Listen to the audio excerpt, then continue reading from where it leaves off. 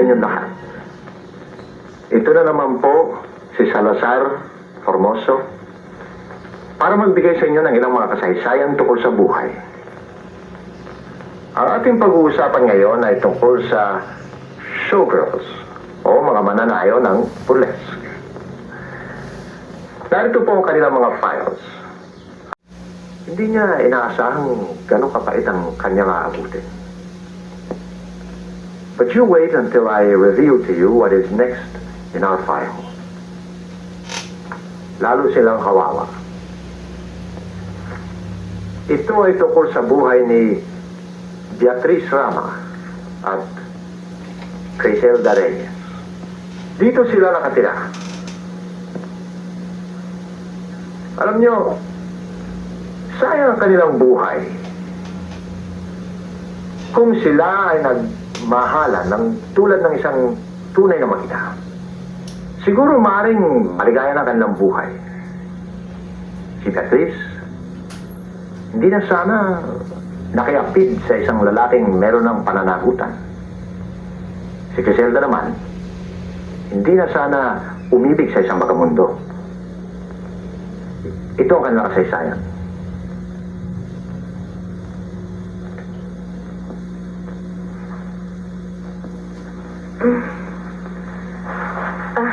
Chang, mukhang may 3 araw nang hindi umuwi si Marshall dito Marami lamang siyang trabaho, tsaka alam mo naman, marami siyang inatindi sa buhay.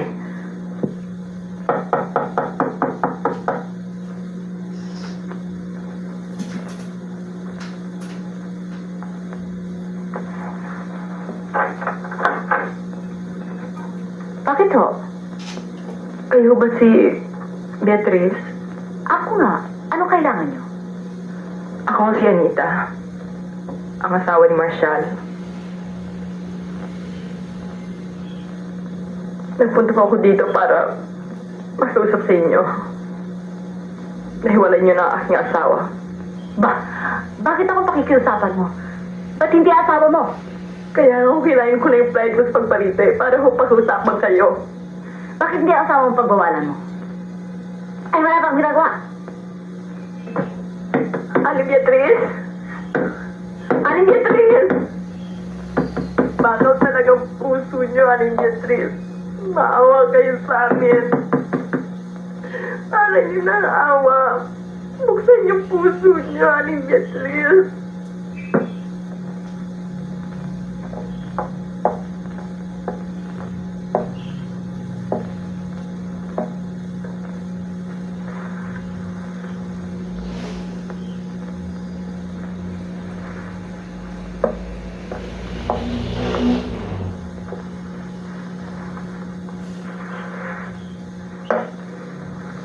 Marshall, nanggaling ako kay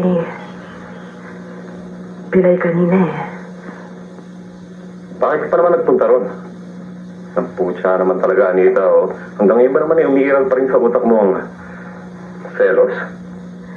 Hindi ko matiis na Hirap na ako.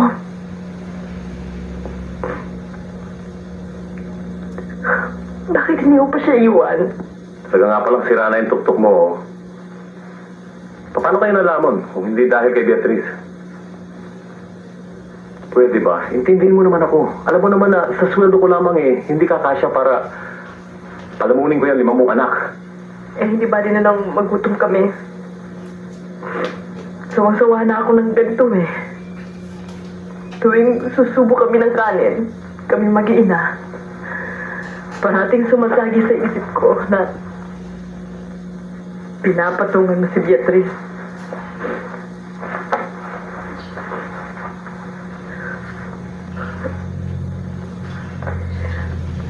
Sa bawat isang patong, something ang kanin at ulam. Nalalamunin namin mag-ina. Parating ganun lang ba kami? Anita, maaari bang tumigil ka na? Wala ka nang ginawa kundi magsintimiento Hanggang mamaya niya, mabibisip pa ako sa'yo. Mabubuhay pa naman tayo sa sentimiento at prinsipyo. Abay, mag-isip-sip ka. Kailangan natin, Magandang ayuda. Nang sa gayon, masaksakan ng isang katutak na bungangang pinalala mo natin.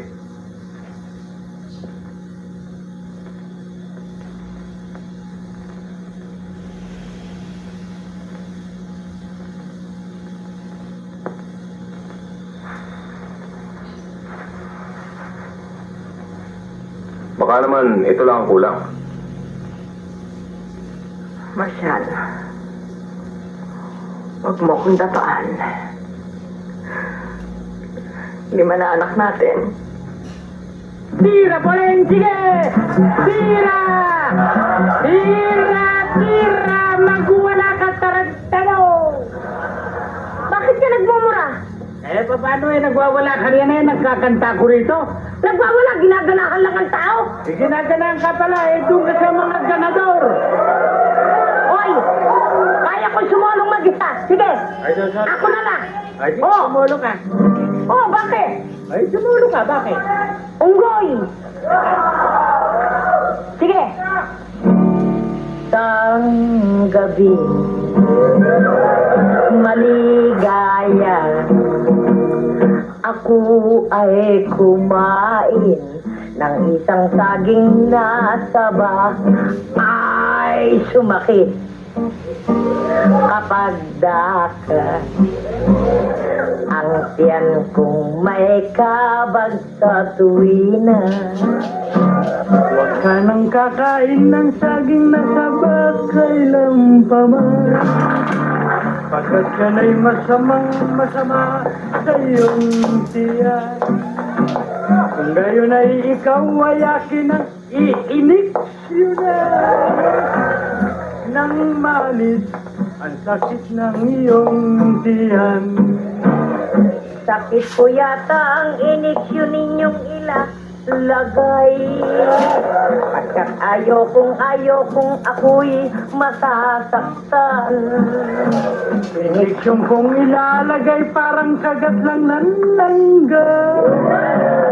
Sumasarap habang ito'y nagtatagal. Juliet! Uy, Juliet! Umutong sa ako sa magdalog at hindi ako kanina umaga.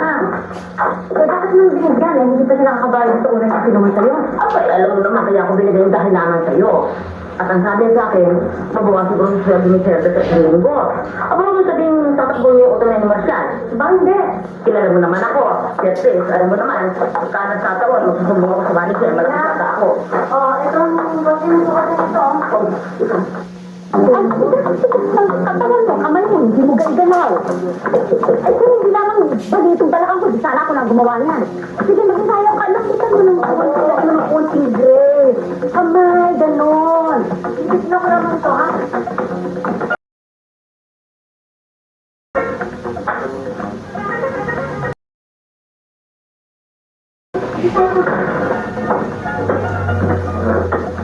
Tapos sa gano? Ha? Bakit sila nagsinuhan sa pera ng pasta? Masaya ka naman dyan eh. Paano naman sinasaya mo na kami eh?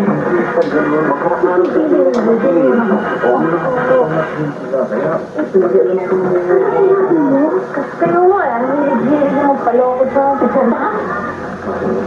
Bakit ang ulo mo? Ang lapay mo na ako. Ang kulit ko na sila eh. Oy, Mari, bago ka makikialam sa usapan namin ng mamang mo. Ha? Ano ba naman? Isa kang matatanda ito, ha? Ba't naman hindi ako makikialam? Eh, mamang ko kayo. Ikaw, nakagrabyado na kayo yan. Kapag ang dito ka na, ha? Baka masangkag ka yan. Ito na naman, umalis ka na sa kanta yung ulo. Ito na hayop mo ko. Ito na sa'yo sa kanta tayo mag-usap. Hindi ko ulo ko eh. Sige. Magkita tayo mamaya, ha? Ha?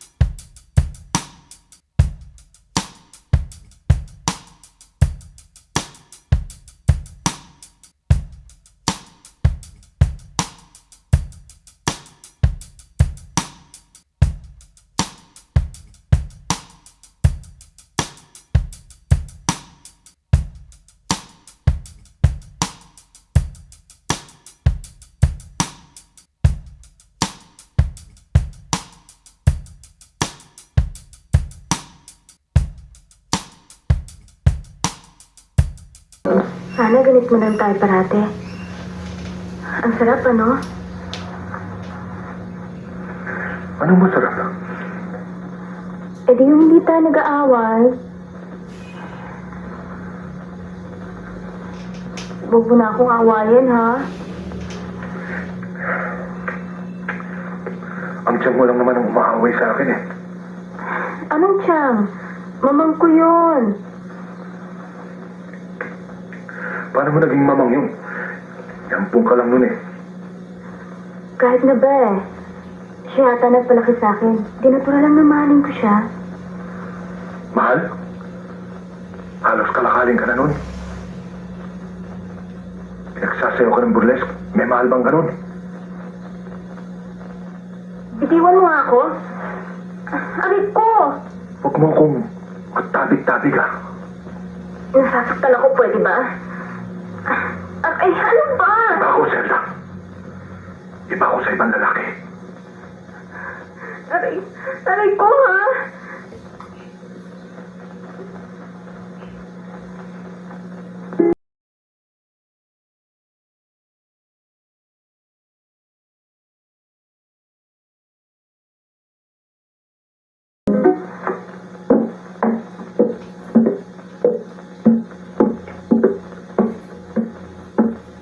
Gusto kita makausap.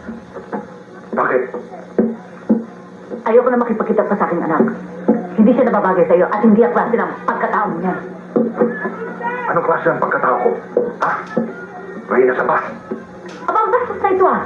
Huwag mo ako masabasabad dyan ha. Wala ka nang kagalang-galang sa nakatatanda sa'yo. Magnanakaw! Huwag mo akong matawag-tawag na magnanakaw ha. Sasapukin kita riyan eh. Bakit? Mapatutunayan mo ba? Maring nakakabalita ka riyan. Pero wala ka namang prueba. Ay, di ba pagnanakaw ang ginagawa mo? Ninanakaw mo ang anak ko? Hindi ako papayag na mapapunta siya sa'yo. Yan ang akala mo. Talagang hayop ka, no, ha? Demonyo ka talaga. Kahit mabalda na isang dalawang paa. Hindi ako papayag.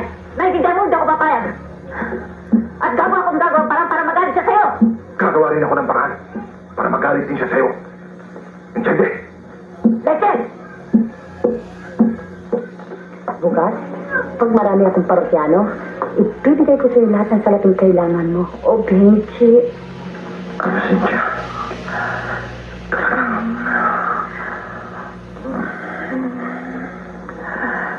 Talagang champion ka. Kaya hindi maaaring mahulog pa ang loob ko sa ibang babae. Hindi ka nila kaya. Hindi yan. Talaga? Kaya, isig naman ako sa iyo, ah. You're the one and only my heart. Oh, Benji. Benji, nasa loob. Ano? Si Benji, nasa loob. Ano yun? Si Benji, nasa loob. Si Benji, nasa loob. Nakisin dyan po tayo. Nabilip ka dyan sa bintana. Diyan.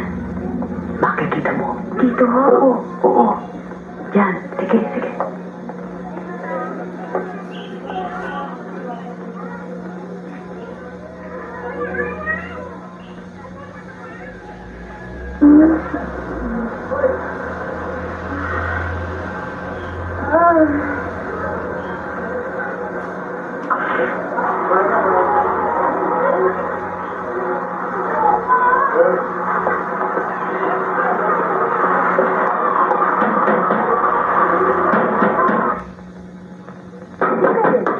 Siguro ito sa mga porsyano ko lang. Ay, naku. Oo, ako ba bahala roon? Sumiga ka na. Sandali, nariyan na. Mawadali naman eh. Sandali lang ha, nandiyan ako. Oh, siga ka na dyan. O, itong bahala sa kanya. La.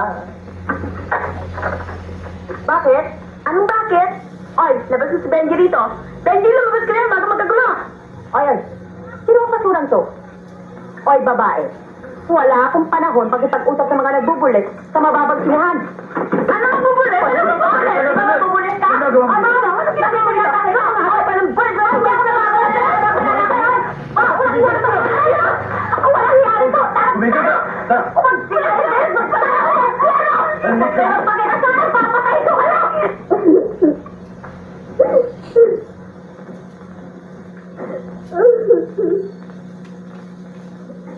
Ang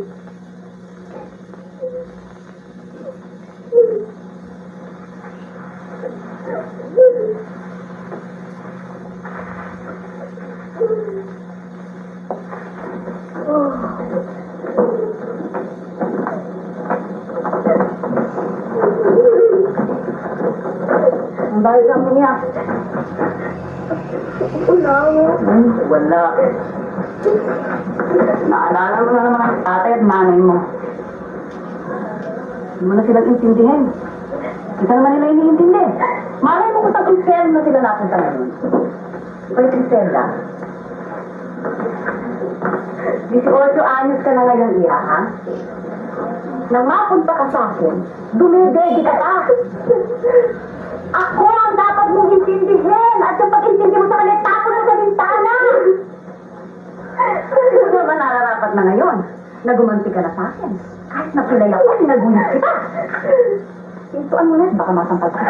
Hindi na, bakit?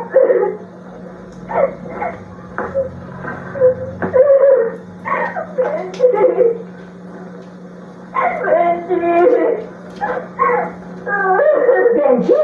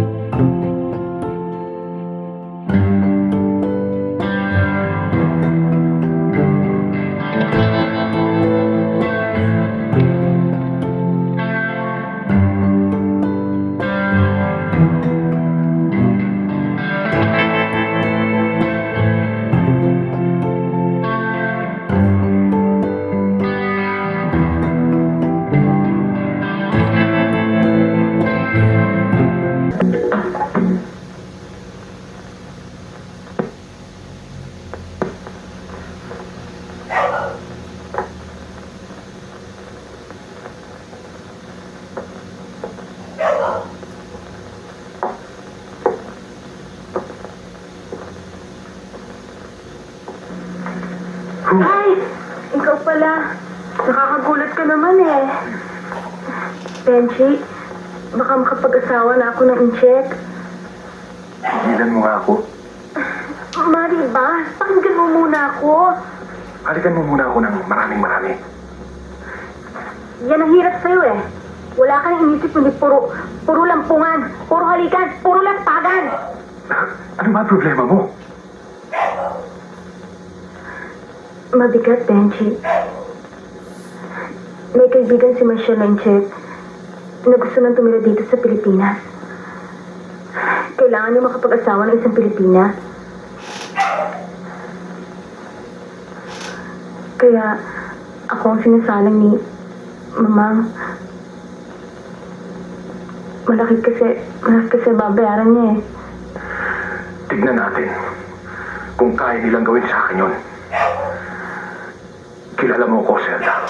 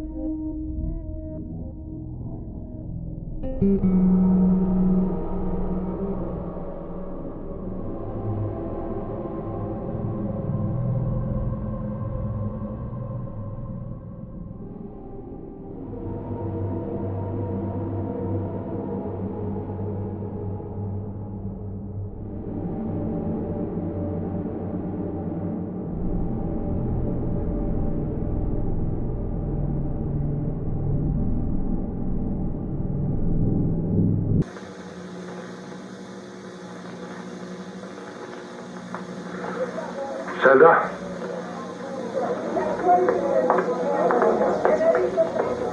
O bakit? Baka makita ka ng Mamang eh. Nandun siya sa loob. Naku, alam mo naman galit na galit sa'yo yun. Kaya mo siya magalit. Bakit? Anong kailangan mo? Zelda? Tawag ka ng mamang mo. Teka, kinakausap ko pa. Pumasok na. Sandali lang. Ano pa? Ano ba sasabihin mo sa akin? Matagal na kitang pinagbibigyan, ha? Tama na yan, halika.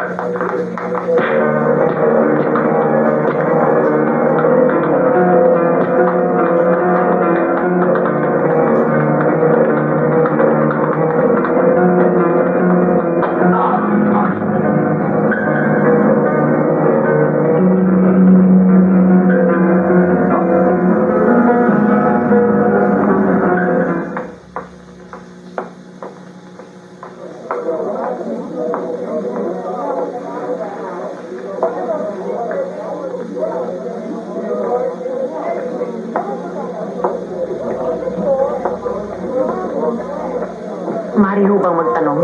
Opo. Nandyan ho ba yung misis ni Marshall Guano? Wala ho. Umuwi sandali. Pero babalik agad. Tuloy kayo.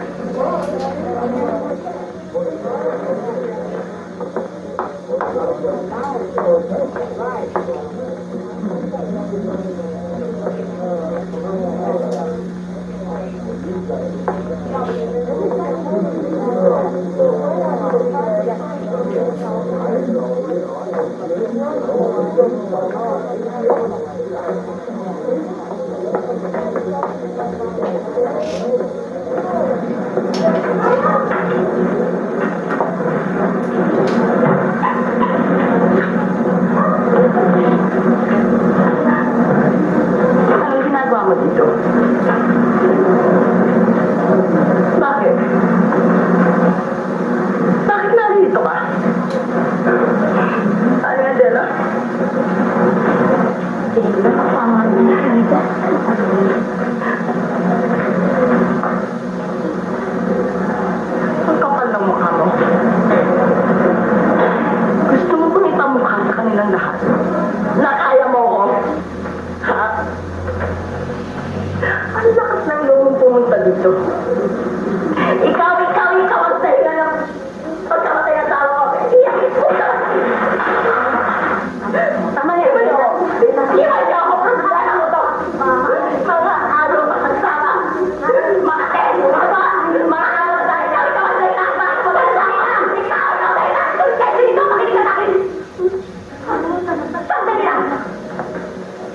May karapatan din ako sa asawa mo. Sa pagkakasawa niya ako.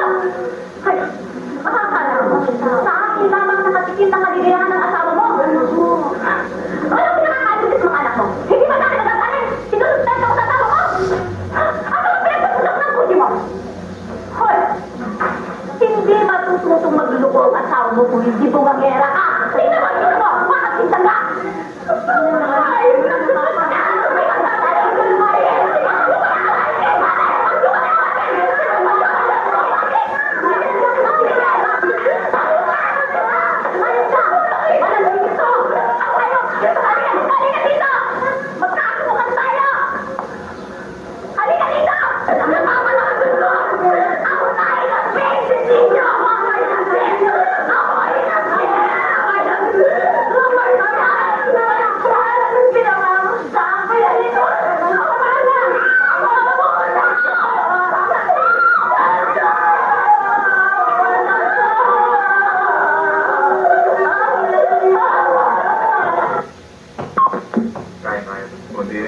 Okay natin. O, pag ginagawa naman yan sa lamin ng aparador, baka mabasa. Kakarga naman namin sa jeep ito.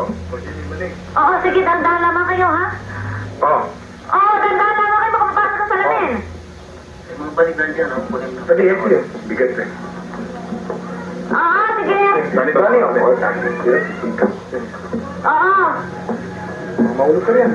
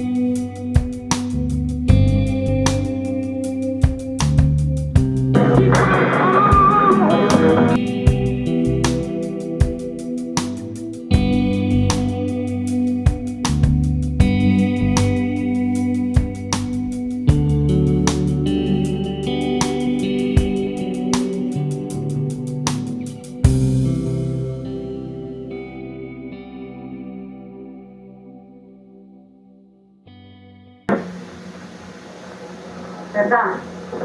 Kumain ka na.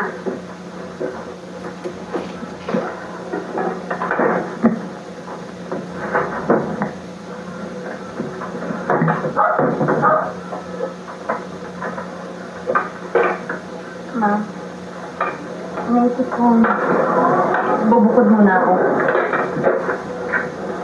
Ano? Pinapaplanuhan mo akong layasan? Paano paghihirap at pagpapakasakit ko sa'yo? Ako naman mamumuhay na mag-isa. Gusto ko naman magkaroon ng sarili kong desisyon. Ay, Criselda, ang tanong pinuhunan ko sa'yo. Hindi ka pa nakabagay sa akin. Sinabing tuluyan ko kayong iwanan.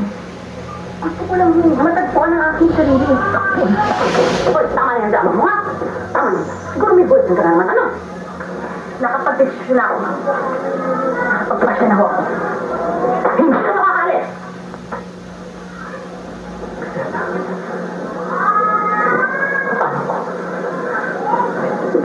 Paano ko? Ang buhay ko. Yung ibinigay ko na sa'yo. Paano mo Griselda? Ibibigay ko sa inyo ang kalahati ng lahat ng kikitain. 50%. Masama pa ba yun? Kaya naging porsentuhan ang aking buhay. Kaya 100% ng buhay ko ay pinukos ko sa'yo. Sansang pa lang. Sa pangalawa, tatamaan na kayo. Nilalagbanan mo ako, ha? Nilalagbanan mo na ako, ha? Hindi ka makapaalis. Hindi ka makakaalis! Bukas ng umaga, aalis ako. Griselda! Hindi ako makakalis! Baka may God! Basta ko, Benson!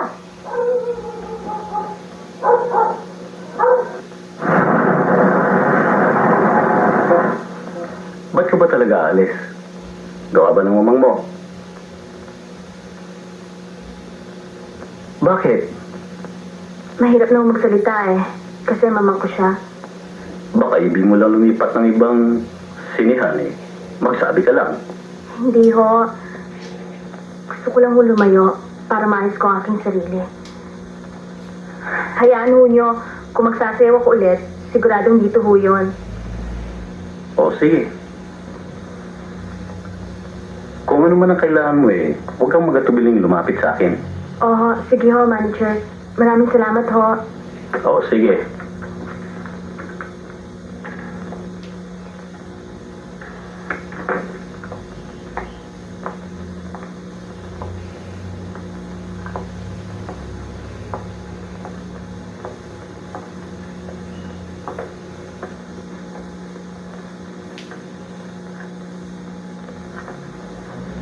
Griselda, halika na, umuwi na tayo.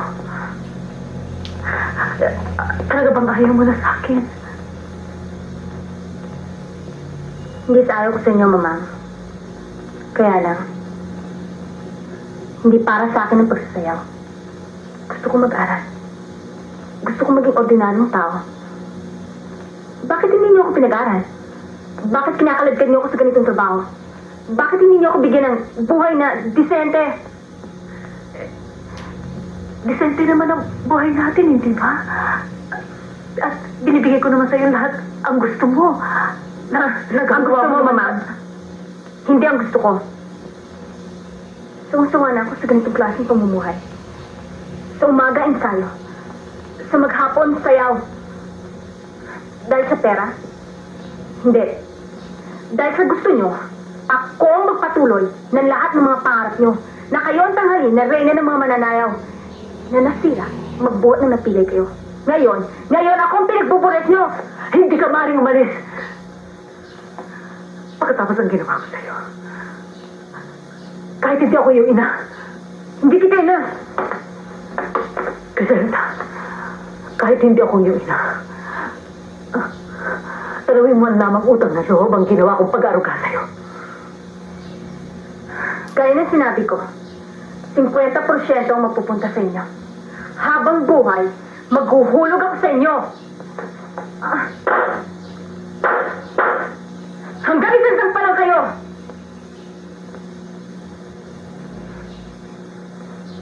Padadala ko sa inyo ang pera. Buwan-buwan. Walang mintis. Putangin na mo! Tigilan mo ako! Hindi ka naman inabiyakan! Ako na naman nagmamahal sa'yo! Bagong buhay para kay Griselda. Pero alam ba ninyo kung ano nangyari kay Beatrice? Natagpuan siyang nakabigti sa sinihan.